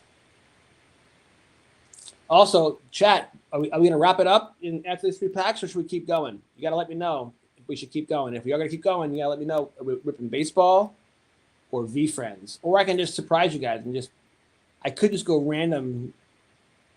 Yeah, I could just get my shoebox full of random stuff. I can do that. All right, let's do this one for last. First is Chaos Rising. Let's see if we can notice the difference between Chaos Rising and Perfect Order.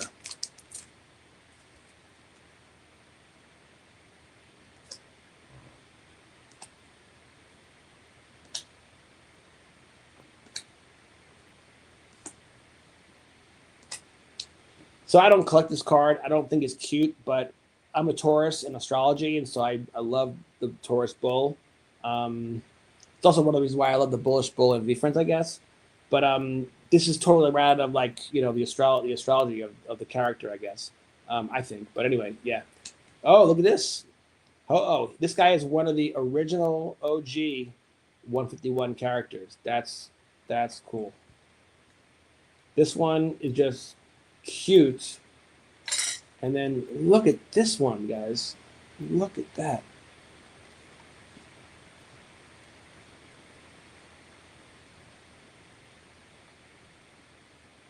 Gorgeist. I mean, not technically full art, but just feels like it's a hit, And because I mentioned Ho-Oh in my book, it's going to go to the gallery because it's one of the OG characters. Yeah, now we're at 348 people in the chat. Thank you so much for joining me, guys. I really appreciate it. It's really a phenomenon that I've never seen before. The longer you stay on live stream, the more people join. So what would happen if I just stay on all night? You guys think this deserves to go in the gallery? What do you think? Yes or no? I kind of feel like it does.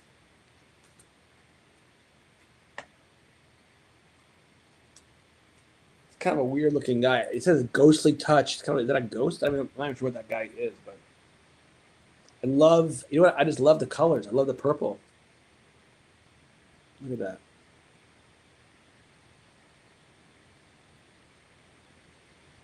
I guess I should use the extra camera. That's why I have it, right?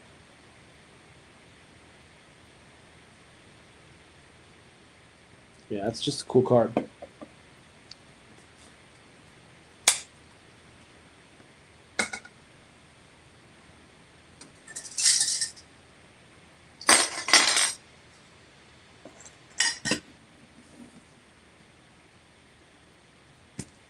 All right, one more to go, and then we got the big mystery pack to finish it up.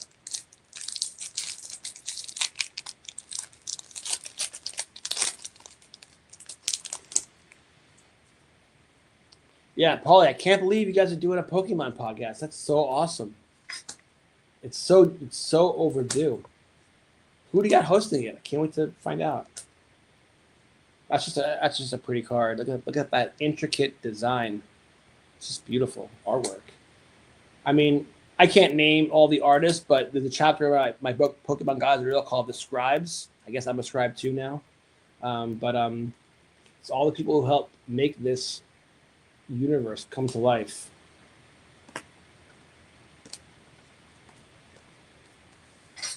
All right.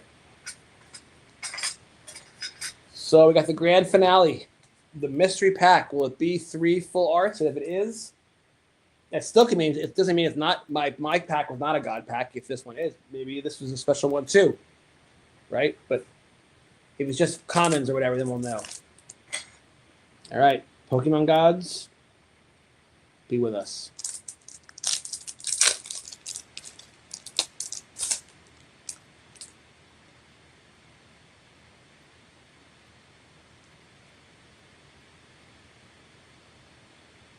There's an awesome soccer player that plays for Mexico who just signed actually in the USL called Javier Hernandez.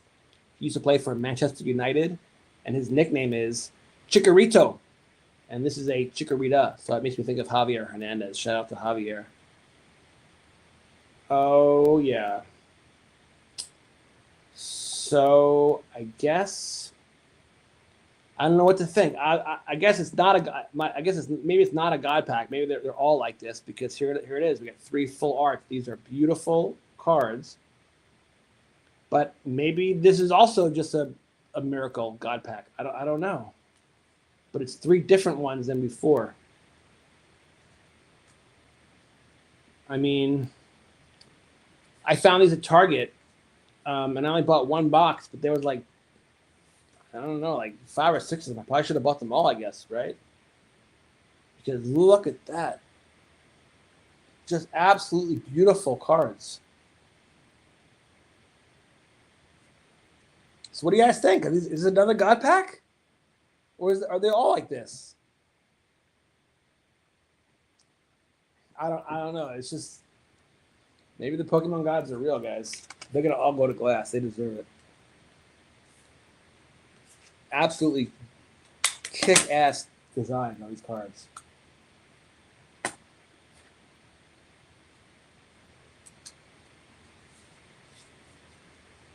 So I wonder, out of the 357 people that are watching, how many people are actually now falling asleep? Like they're in their bed, headphones on, lights are out. I fall asleep to YouTube stuff all the time. So it's kind of funny that I'm now the guy that people are watching when they go to sleep. So they'll probably wake up in the morning and they'll see how long this live stream went. But again, for everyone who's joining me right now who's awake, I say thank you very much. I appreciate it. I don't abuse coffee and caffeine anymore. I've been off of it for some time. I have been on and off of coffee many, many times throughout my years as an author. It's definitely a drug, although it's legal. But after I drink too much coffee over too long a period of time, it takes its toll on me. I hurt my stomach and all these different things. And then I quit. And I go through a terrible withdrawal. And it's horrible. It's awful. And then I finally break free. And then I'm happy that I'm free until I want to stay up late one night and write. And then I need a little extra sugar or energy. And I fall back and get a coffee. And I'm not doing that. I'm staying away from it. But anyway, it's now 2 a.m. So I definitely have pulled all-nighters over the last 10 years writing books.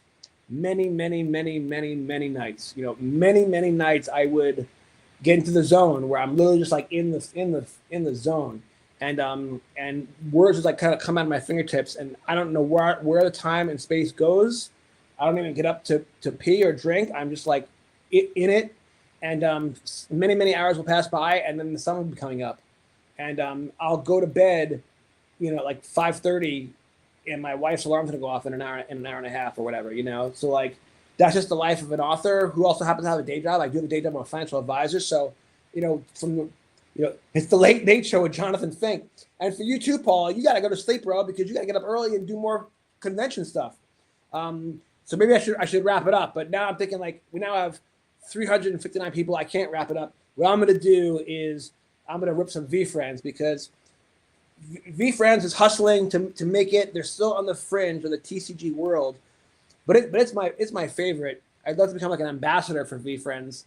And yeah, I know that Gary V and their whole team's now at they were at Fanatics Fest, and they're out there national, and they're trying to spread the good word and trying to get their product into kids' hands and to make people aware of what they're doing. So let me do my part. Let's rip a mega box and a blaster box of V-Friends, and maybe we'll call it a day, unless we're over 400. And if we're over 400, then we'll just keep going. All right, hold on.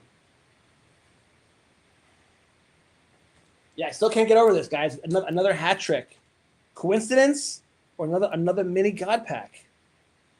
I don't know. That's for you, Paulie.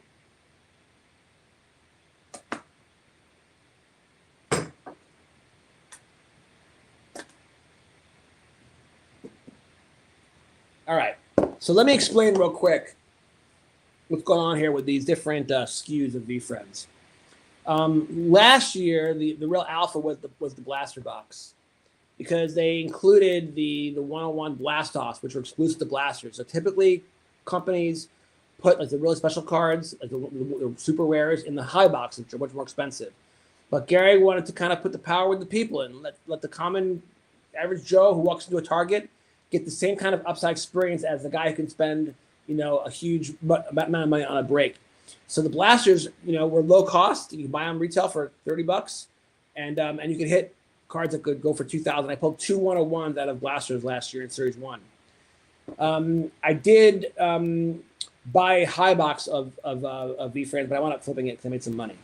But because it was just a silly opportunity. But the new SKU, which Gary took me the alpha this year, is the Mega Box. Now, I've ripped a ton of these already. And what I have found is I've yet to see the upside of the super rares and stuff like that in Megas. But what they do have is a lot of guaranteed hits, like the Mega Heads, which is a certain type of card. Here, hold on, I'm going to show you one. I keep a couple of my different cards in my special collection here. Hold on.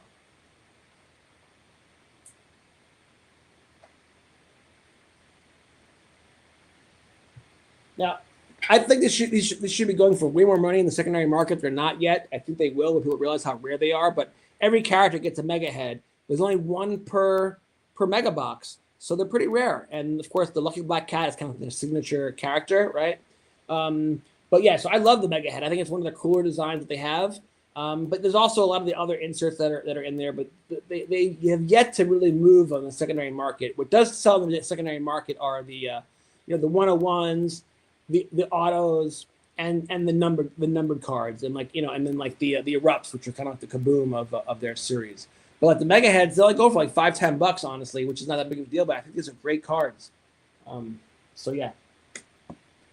So anyway, let's start with the Mega, and let's see which Mega Head we get, and then we'll see if we get any really crazy Mega hits in the blaster. So when I see guys rip packs, they always have like that razor. They go like zip, zip. I just got a scissor here. Lo-fi Fink technology. Yeah, I'm making a mess with all these packs tonight, but I'm having fun. Thank you for joining me again. 2 a.m. You guys are a bunch of sports card degenerates just like me. I love it. All right, get some V-Friends. Let's do it. Now, look, there's only 4 per pack. I wish there were more, but it's Chrome. It's how Chrome works. But because there's only 4 per pack, and because this product is so freaking awesome, let's give every card its day in the sun, right? We'll give every card a proper feature, and we'll read the competitive advantage of every character. Brunson, All-Star from the Gods. Hell yeah, Paulie. All right, Monday Mole. Loves what he does, so appreciates every day. I guess I'm a Monday Mole too. Here I am at 2 a.m. with you guys ripping cards. But maybe it's because I'm so driven. I'm a driven dragon. Paulie's a driven dragon. Competitive advantage. Impossible to stop once set in motion. Its pure drive turns focus into fiery dominance.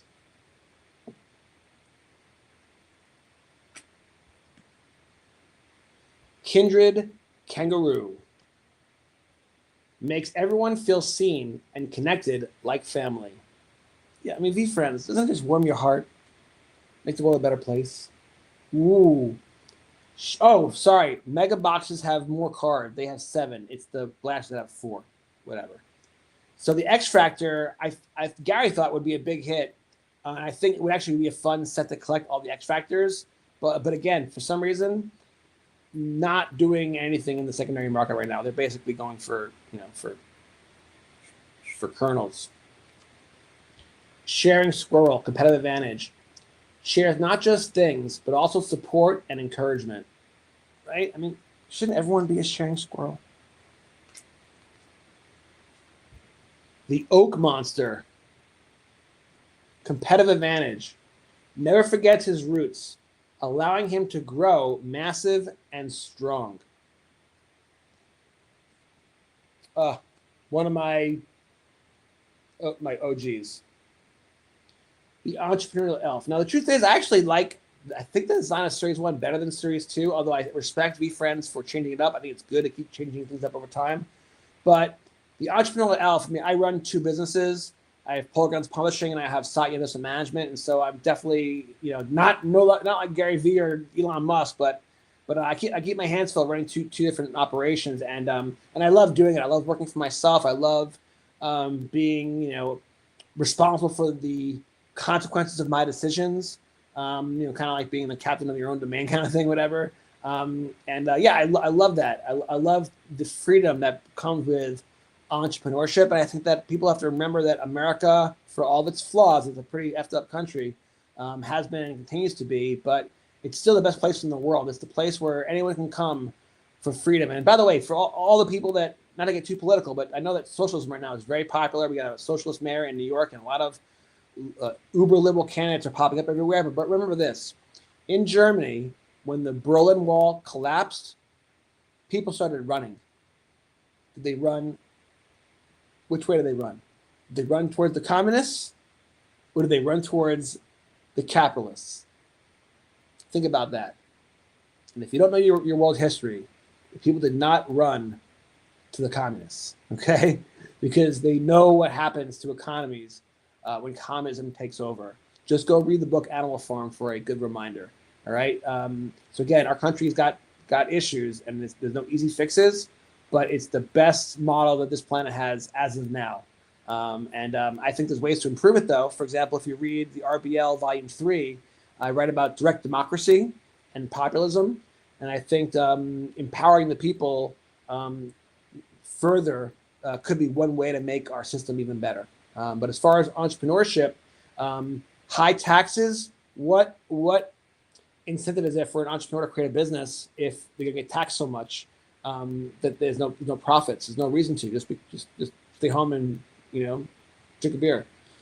If taxes are low and there's profit opportunity, then people will invest. And when there's competition, then you're trying to make your company even better to win business. And so when there's free market capitalism, there's competition, everyone benefits, hopefully, if it's done properly. So again, nothing's perfect, but it's the best system we got. And entrepreneurship is the backbone of the American dream and our system. And I think it's so important that we continue to have a world where entrepreneurs have incentive to invest and thrive. Anyway, that was my soapbox on that real quick. Competitive advantage. Where others see problems, he sees opportunity. Yeah, it's all about finding the arbitrage. A good entrepreneur sees a marketplace where there's a void, and they try to fill that void. Kind warrior. Competitive advantage. Knows that nice guys actually finish first. Gosh, I hope that's still true. All right, let's keep going. Yeah, the numbers keep rising. We're now at 370 people. So if we get over 400, then we'll keep ripping after these two boxes. Otherwise, we'll call it a night. Let's quit while we're ahead, right? Genuine giraffe. Not admired for their size or status, but rather by how real and open they are to others. Tremendous tiger. Competitive advantage. Encourages others to unleash their inner strength and chase their biggest dreams. This is the magic word, gratitude. When you're grateful, the universe opens doors, I'm telling you. Gratitude gorilla. Keeps perspective by focusing on what's already good. We hit a little bit of a banger, people. A true numbered end-to-end, 50 out of 50, the bubbly buzzard. Competitive advantage, upbeat attitude turns tough moments into something easier to face. All right, hold on. I know this has been a Pokemon rip session because I announced the release of my book, September 16th, Pokemon Gods Are Real. Will be on pre-order ASAP. But we got to put the numbered card in the gallery because it's where it belongs. We need more.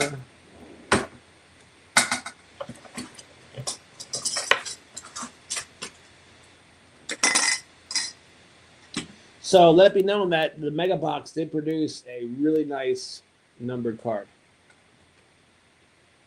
Bashful Blobfish. Proves you don't have to be loud to matter. Logical Lion. Competitive advantage. Avoids overreacting to short-term failures and approaches decisions based on the reality. Seems pretty practical to me.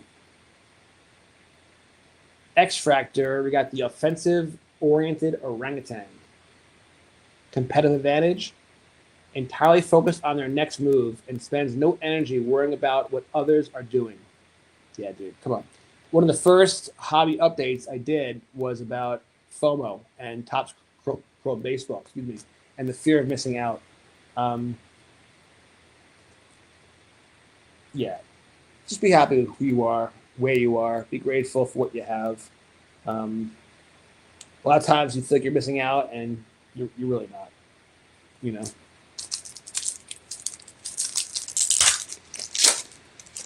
The grass is not always greener. All right, well-rounded warthog. Broad skill set means if one path closes, it's already prepared with another. Honorable ohm.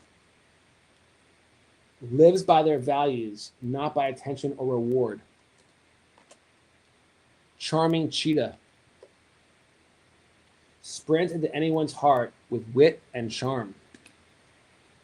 Radical rabbit. Leaps over obstacles with bold confidence and boss cool. We got our first chalk, creative crab. Today's lesson. They give lessons in this one, not a competitive advantage. Your imagination is a superpower. Creative crab teaches you to follow the ideas that pop into your mind. When you let your imagination flow, new paths open, and amazing things can grow from one small spark. Optimistic otter. Always thrilled about his next at-bat, while acknowledging he's not guaranteed to hit a home run. Candid clownfish. Swims with fearless honesty, saying what he needs to be said so the tide doesn't turn. All right, I need a drink.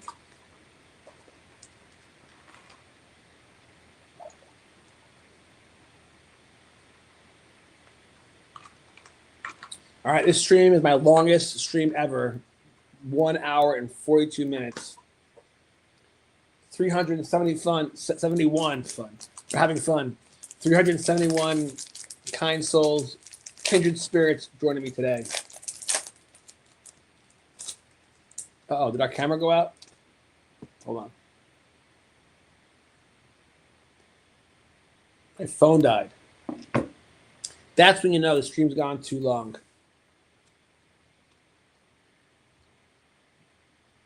Here, you know what? There you go. Conviction cockroach. Survives life's hardest stomps with determination, always crawling back stronger. Profound possum. Can clearly see the why behind the what. Ooh. One of my favorite designs. Look at that. And one of my favorite new characters, the Flexing Fox, competitive advantage. Learning not to act or flex from a place of comparison. With that card, look at that card. Awesome card design. Calm clam. She knows when to rest inside her shell and when to come out and shine. Keen kingfisher. Stays sharp by paying close attention to what others miss. Ooh, one of the OGs. Notorious ninja. Controls the outcome by controlling when and how he appears. Lit lamb. Enters with high energy that fires up everyone around him. I feel like you got a lot of value from the mega box. Let's go fast to this one. Confident Cobra. Spiffy Salmon. Consistent Cougar X-Fractor. Competitive Clown. YOLO Yak. Honorable Ohm. Well-rounded Waterloo. We'll read that one. Broad skill set means if one path closes, it's already prepared with another. Confident Cobra was on the packaging of Series 1, one of the OGs for sure.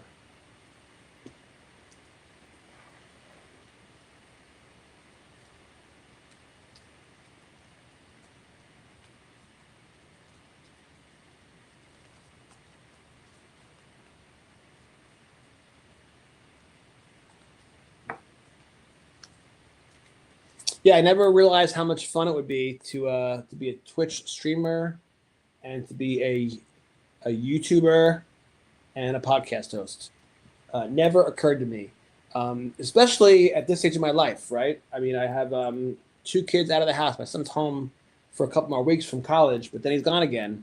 And so much of my life has been focused on being a dad and dedicating my life to my kids, and everything I do is based on my kids' lives and what their needs were, not my own. And now it's a different pace, right? And yes, I fill the void by doing more writing stuff and whatever, but I love the podcast now. Now it's like every week I have something to look forward to. There's planning that needs to be done to book the guests. I'm always thinking about what packs to buy. It just gives me another element of I guess zest to my life. I love it. Sensible sommelier, YOLO yak, competitive clown. Whoa. This is an anomaly. I love the anomalies when you pull the same card, the same pack. That's so rare to happen. Tonight at the Logan Paul Ken Golden stream, one of the packs that had one of the 5 Michael Jordan cards also had the Michael Jordan sticker. Each pack gets 1 sticker. So could you imagine one pack had 2 Jordans? So it does happen, right? Balanced beetle. Sensitive centipede, glowing glowworm. Let's read that. Radiates positive energy from within that lifts spirits and lights up others. Cool. All right, 2 more to go in the mega. Again, thoughts? Mini God pack? They're all like this? Coincidence? What do you guys think? All right, here we go.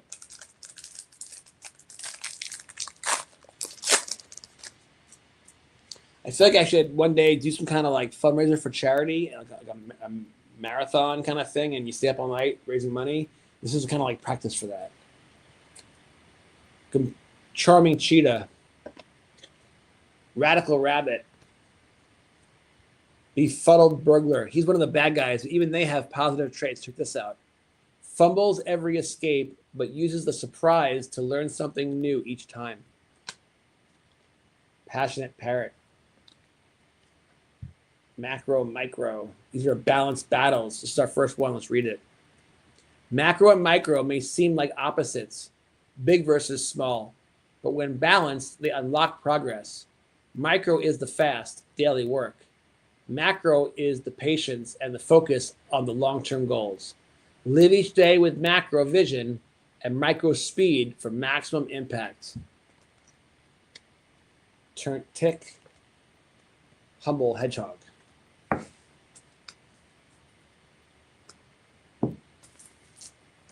As we say in the religion of sports cards, last pack magic. Here we go.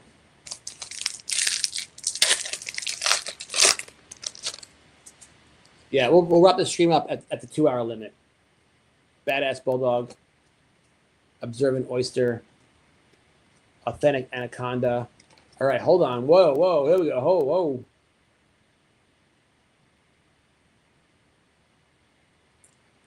Out of the mega box, this is a mega hit. I'm not sure I've even pulled a numbered card this low before.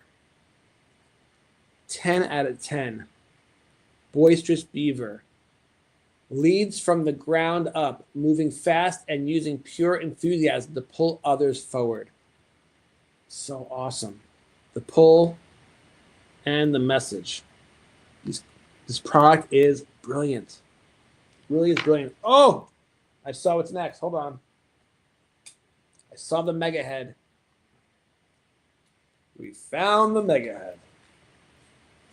But in this mega box, we had an out of 50 bubbling buzzard and a 10 out of 10. I mean, this could be a $50 card. This could be a $100 card. This mega box paid for itself. So that's the thing about V-Friends. It's like, it's got an investment component. People, look, the one of one Erupt Black Cat sold for $132,000 this week. Are people still sleeping on V-Friends? Do they not get it? I know there's a lot of podcast guys like Sports Card Dad. They still kind of like shit on V-Friends, and they're missing out. This is the shit's brilliant, and you can make a lot of money if you're into that sort of thing. If you like to make money. Yeah, I mean, I've pulled a few 1-1s in my life. I pulled a 5 out of 5 out of the college baseball pack recently. But as far as V-Friend goes, this time around, that's my best hit out of 10. I did pull 2 101s though in Series 1. Authentic Anaconda, Observant Oyster, Badass Bulldog. What is this one? Your poor relationship. Time is your biggest vulnerability. Whoa, this one you don't see very often. Gary B. Respect for others spreads like pollen, creating relationships when wisdom flows freely. So this is like Kevin Dempsey's my alter ego from the Public Baseball League book series. Gary B is probably Gary V's alter ego. And then speaking of mega hits and the mega box, this is the mega head we pulled of the Heart Trooper. I don't really know what the deal is with the Heart Trooper. He's kind of like a spaceman, an astronaut. All right, but I gotta say that box was a real win. This is like $5-10 right there off the bat, and then those 2 other hits. I mean, literally, like again, I should have a card ladder set up for this. Sorry, Paulie, maybe next time. But I'm guessing that's a $50 card and a $75, $100 card. And I bought the box for what, $55, $60? We did good. All right. Speaking of doing good, this is where you could have some insane pack luck. So let's give it a go. All right. This will be the last rip of the night. We're at 1 hour, 52 minutes, so we should get this wrapped up in 8 minutes. To finish it at 2 hour mark, that'd become perfect symmetry. We didn't hit the 400 views. I said I'd keep going if we got to 400. We're at 372, but look, that's 372 OGs that stayed with me for this entire stream, or you stayed with me from whatever point that you got on, and maybe it's because you've already fallen asleep, but I know Paulie hasn't, so at least he's awake, and I appreciate that, Paulie. But it says 372 people, and the numbers gotta be right, yeah? All right. Yeah, I can't believe my phone literally, we did this for so long, my phone literally died. That's too much. All right. Let's have some fun. Yeah, I've decided I don't like when skeptics and stuff kind of compare sports cards to gambling. I think it's entertainment, because even when you are gambling, you go to a casino or you're betting on a Monday Night Football game. What are you really doing? It's entertainment. Now, look, there is a component of gambling addiction, and that's a serious thing, and I don't want to minimize that at all. But we spend money on all kinds of stuff. I mean, just think about how much money people spend at Starbucks every week and every month and every year for those who drink coffee. Like, if you didn't drink coffee and you didn't spend that money on sports cards and box breaks, is that such a big deal? It really isn't. It's all about budgeting, right? Stunned Sun. Bubbly Buzzard. Oh, yeah, so the blaster boxes, one of the things they have exclusive to them is the yellow parallels. And this is a yellow competitive clown. Let's read it. Cares about winning and losing, so gives 110% in everything and wants to win.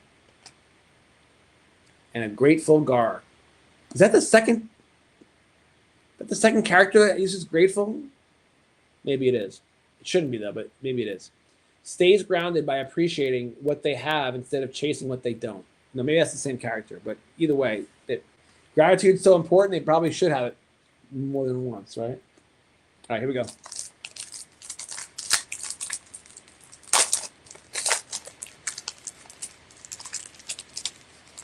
All right, Paulie went to sleep. Oh, actually, see, I must be entertaining because Paulie said at 1:59 a.m. he's tapping out, which you should. Get to bed, Paulie. You got a big day tomorrow, all right? And you want to have like bags in your eyes like I do. You're much younger than me. You got to look good tomorrow on camera. I wonder what you're wearing tomorrow, too. I'm always curious to see what you got planned. But then at 2:20 a.m., you're writing 10 out of 10, baby, and mega hits. So you're still with me, bro.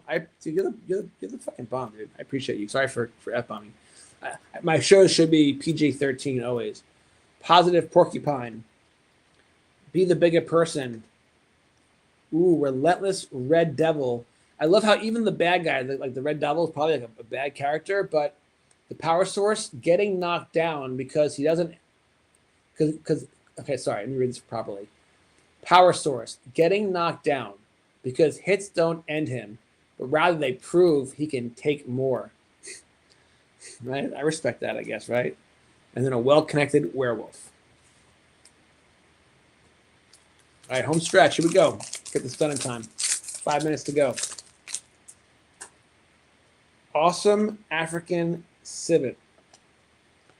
Moral monkey. My favorites, entrepreneurial elf with the chalk. Today's lesson, be a problem solver. I'm getting the glare. You see that? What glare? Entrepreneurial elf teaches that you don't have to take the same path as everyone else.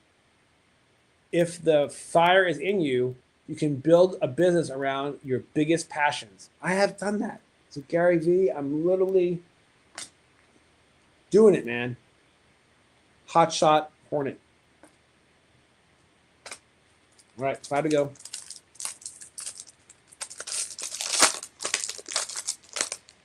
Yeah, I feel like it's already been a great rip session. We pulled some really good Pokemon cards. We've had some banger VFriends cards. I'm grateful. Thank you all for joining me tonight. I really do appreciate it. You guys can spend your time with anybody. You can watching anything else. There's Netflix, there's TV, there's all kinds of stuff on TikTok and YouTube. And you're hanging out with me. And I just want to say thank you for being part of the club with me. This is what I envisioned when I wrote the book. And I use that title, the idea that the hobby is about community. And that's why I wanted to have, again, I wish more people were active in the chat, but that's the whole idea, is to foster community. That's what this hobby is so special. Patient pig. Like a sponge. Jolly Jacko with the yellow refractor. And you're going to die, fly. Let's read that one. Competitive advantage. Flies through life knowing that tomorrow isn't promised. Guys, that is some harsh truth right there. I believe in reincarnation personally, but live like there isn't. Live every day to the fullest. But have good karma just in case there is. All right, here we go. 3 minutes to go. Fearless Fairy, one of the OGs. Impeccable Astronaut. I don't even know what that's supposed to be. Maybe it's one of the bad guys. Always strikes with 100% intent to create the best outcome. Sensible Sommelier, the yellow. And for the first time tonight, Adaptable Alien. All right, 2 minutes. We're still at 372. No one dropped off. All you guys stuck with me to the very, very end. I'm grateful, guys. It's so awesome. Creative Crab. You guys are slaying it. Slaying Slug. You guys, everyone in the Pokemon community is faithful. The faithful pheasant. Can I even speak? And then the selfless sloth. I cannot speak. Competitive advantage. Knows that taking care of others begins with taking care of itself. It's kind of like when you're on the airplane, it says you got to put the mask on yourself first before you put it on somebody else. That makes sense to me, actually. All right, 2 to go. And 1 minute to go. You guys are amazing. The world has plenty of love. Start listening to it. Start sharing it. Start showing it. Forever Phoenix. And then boom, shakalaka. We did hit a numbered card. I feel like every blaster should have at least one. We have the Eager Eagle, 175 out of 199. So not super low numbered, but that's still a good hit. And a Chill Chinchilla. And last to go, with 30 seconds to go. This is it, guys.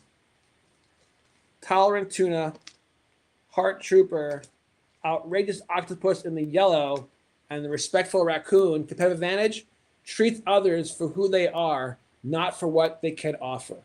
And speaking of which, I want to say to you guys, thank you for being here. I am grateful. Pokemon gods are definitely real. I hope you guys pre-order that new book. It'll be released on September 15th. And you guys take care. God bless. He pulled a stain from a shoebox lid. Said this one traded for my first big win. Jonathan Fink on the line tonight with a pack in hand and a story that bites. Old paper, new spark, name on the card. From basement deals to a full-on star.